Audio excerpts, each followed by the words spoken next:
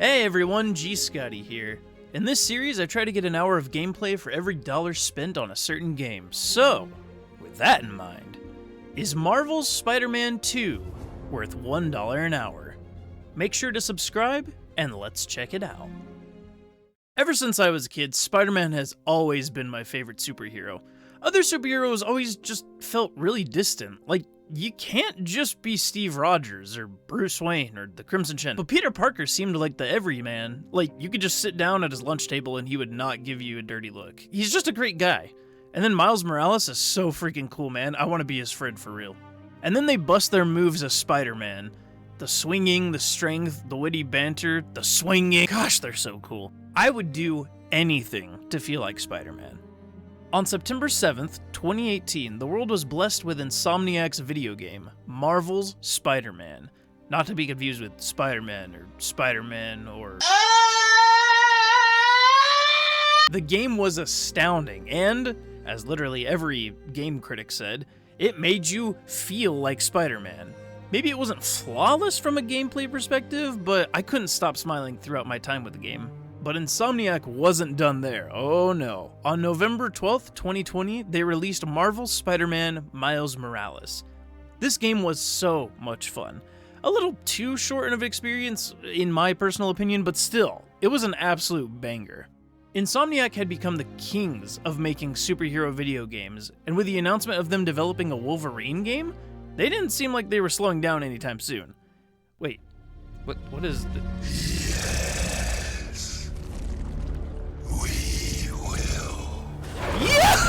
Look, I'm a basic guy. Venom is one of my all-time favorites from Spider-Man's Rogue Gallery of Villains.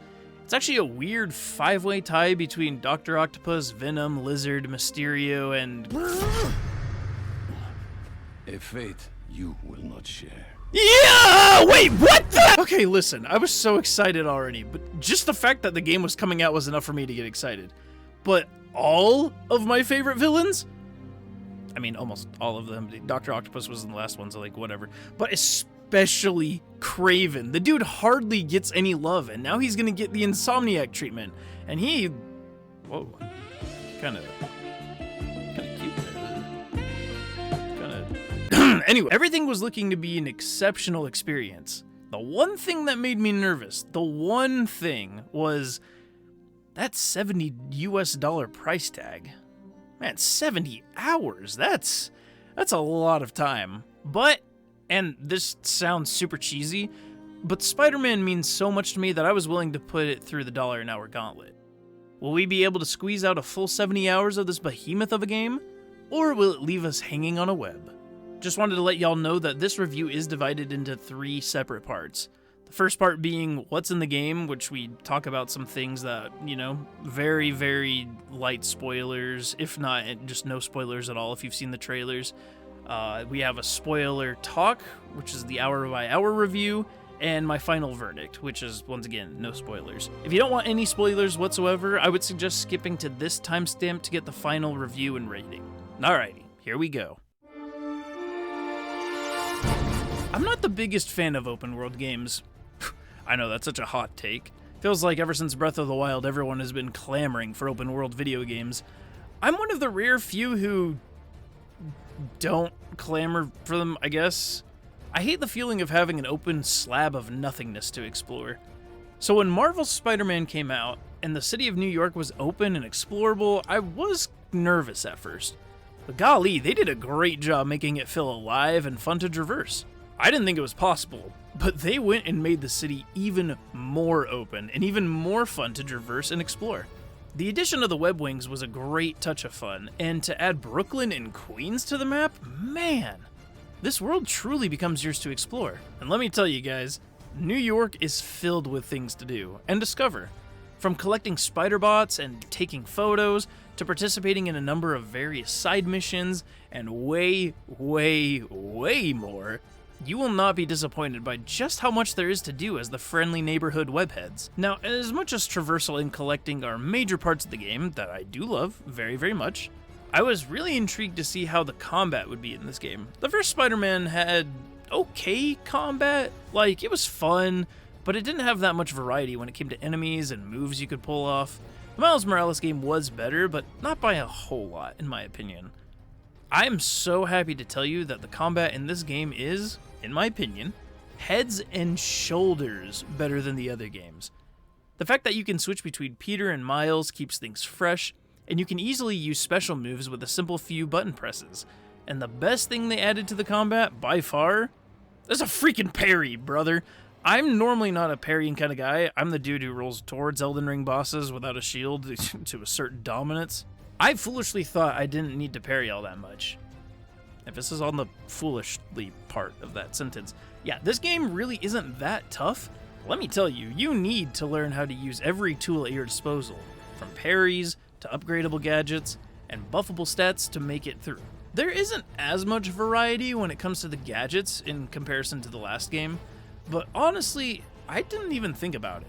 I thought everything they gave us was super great. Now, I've mentioned a lot of positives, and let me tell you, there's a lot more positives I'll mention when we get to the hour-by-hour review. However, I do need to mention some negatives. They aren't game-breaking, spoiler alert, yet. Something I did miss from the last games were the stealth missions. I mean, they're still here, they just don't feel as impactful. Anytime I had to do a stealth mission in this game, I just felt it was so much easier to blast through the bad guys and just be on my way. I was kind of disappointed by that, if I'll be honest. Another thing, technically this game is outstanding. The fast travel is bonkers. The load time is insanely quick with everything. I think this game is incredible on a technical level. For the most part. There were a few times where I would get stuck in a building and I had to reset the game.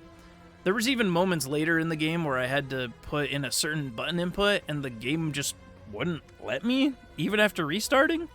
I had to spam the input way before the prompt to continue the game, at all.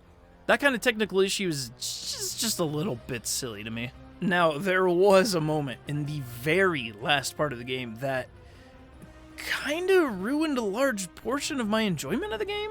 I won't mention it here because I have to show some major spoilers, so if you stick around for the hour-by-hour review, you'll see. Just know that I took a lot of wind out of my sails. However, despite all of that, this game does a lot of things right. I genuinely enjoyed my time with this game, and it took all of my strength to get off my couch to do quite literally anything else. The characters are so fun, the exploration is intoxicating, and the story is engrossing from beginning to end. Its core is pure Spider-Man fun, and everything else, every single side quest and little thing here and there, is a rich experience that other video games need to pay attention to. I'm sure most of the issues I had with the game have been and will be patched. I don't think you yourself will be dealing with the issues that I've dealt with personally. However, I can't in good conscience just ignore my own experiences.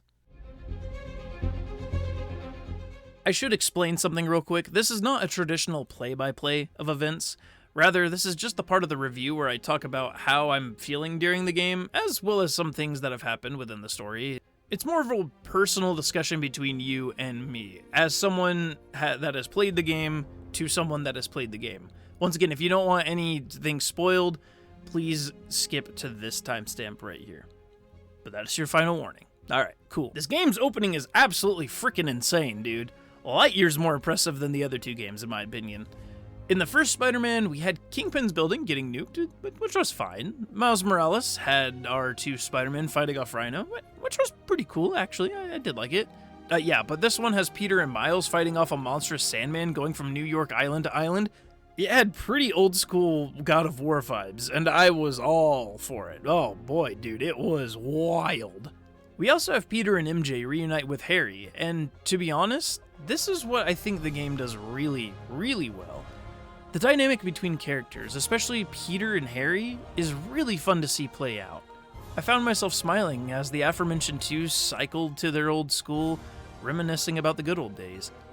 I know some people have vocalized how they don't like that part, but I'm not sure why. This game is about relationships and how they strain, can be strengthened, and can be mended. And moments like these are the ones that really stick out to me well after I'm done with the game. Now, I for one am terrible with controls when I first play a game. This game, well, not gonna lie, it was no exception. However, I was really surprised on how quick I could adapt to the game's controls. I'll give the game props for not making necessary inputs super hard to grasp. It makes it fun to master the simple things, and even more fun to figure out the less necessary but super stylish inputs. And during these first 10 hours, it's where I got a little slap happy with the collectibles and side missions. I had to remind myself that people were in danger, so I might need to stop collecting spider bots for a hot minute so I could, you know, get that great responsibility jargon going. Sorry, Uncle Bill. Oh, also, I need to talk about the character introductions. Yeah, they're freaking dope. Especially Daddy, I mean Cravens. Cravens. It's Craven. It shows just how much of a menace this dude is. I also love to see Quentin Beck, aka Mysterio's, introduction. I thought it was kind of cool that there were so many villains who were turning a new leaf, and I thought his story arc was one of the more fun ones to see unfold. We'll get to that in just a hot second, though. Oh, also, Harry has Venom. I mean, the treatment! I thought it was really cool to see how Harry's illness was being fought off by Venom, and how when Peter gets the symbiote, it becomes a very tense tug of war to see if Harry is going to survive or not, as Peter slowly gets corrupted by his new threads. Oh, speaking of which... Holy butts! When Peter taps into the symbiote powers, gah! I said it once, I will say it again, I am such a basic dude. I see Spider-Man/Venom going nuts and not taking damage, I get hyped. It's just math. They handled Venom perfectly in this game. I love how Peter doesn't just snap and become some bad dude or a cringe dude. He starts out more aggressive to the bad guys. Then he becomes a little more selfish and narrow-sided, and then he becomes a little more snappy to his friends. And bit by bit, Peter turns into someone who Miles eventually has to vibe check before he gets too out of hand. It's actually really well done. Also, I'm not mentioning a certain thing when it comes to Venom yet. Just give me a second, I'll get to it. I have heard some people criticize Miles' portrayal in this game and how he doesn't have much development, but like, what? I loved his arc with Mr. Lee. You know, the guy who unalived his father. Yeah, he goes from wanting revenge on him to having to learn how to work with the guy, all while not being able to forgive him in the long run. I don't know, I thought it was really well done. Granted, one character I do wish had a bit more in the story, though, was Craven himself. What he did do was really cool, even awesome, honestly. I get that he only wants to fight a challenging opponent who could kill him, so he doesn't show up too much, but, I mean, he isn't really in the game all that much. I don't know, it's not the worst thing ever, it's barely even a problem for me. It's just something I thought I would mention. I will say Craven's ending, though, is absolutely metal. Oh, speaking of which, I gotta think of some other ways to transition. Venom. That's it, that's the sentence. Oh my gosh! When Harry gets the symbiote back and the traditional monster rears his beautiful ugly head, I was so hyped. And then we got to play as him? We got to play as Venom? It was violent, it was wild, oh. It was perfect. Perfect. Everything, down to the last minute details. All that leading up to the battle with Craven, which I was like, uh-oh, we fought him as Peter. He was pretty tough. I hope we can manage to beat him this time. Yeah, all for me to be blown away on how easily Venom curb stomped the Mad Hunter. Oh, man, it was such a great show of power, and it's easily my favorite part of the whole game. So obviously, this is where the game takes a crazy turn. Now, I already know I spoiled the game a lot, but I don't want to go deep into the rest of the plot all that much, just because I love the original plotline Insomniac cooked up with Venom. And if you haven't gotten to this part of the game, well, first off, what are you doing here, man? Dude, what the heck? Second, you need to experience it for yourself. It has great character beats and super fun boss fights. Goodness gracious, I just can't get over how good these boss fights were in this game. God, I loved them. I thought they were really excellent. However, big however, this is where things take a bit of a turn for me.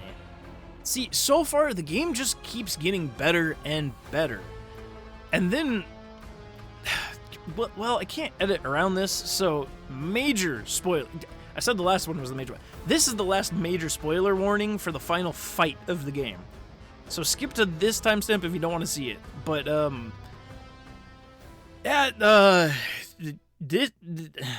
this happened.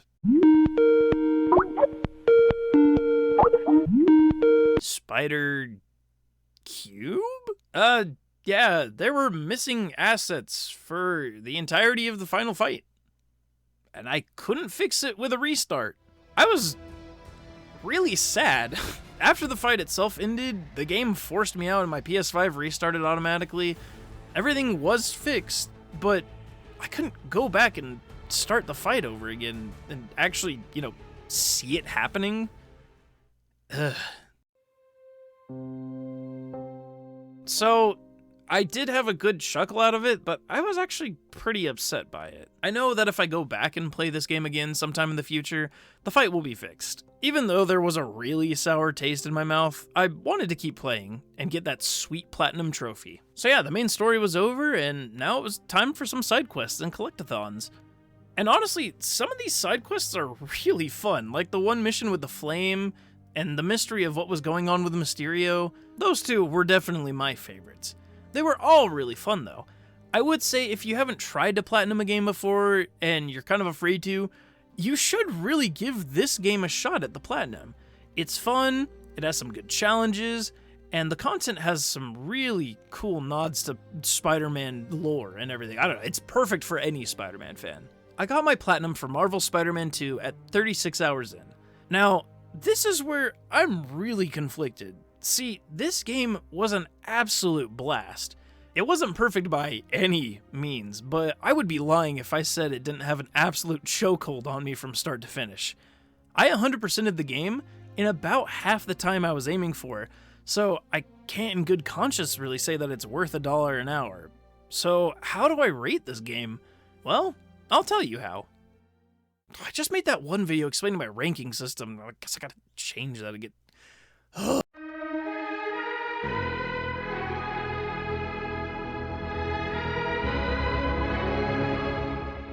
Marvel Spider-Man 2 is a technical masterpiece. And sometimes a bit of a wreck, but that might just be my experience. My expectations for this game were so high, and they didn't just meet them, they surpassed them.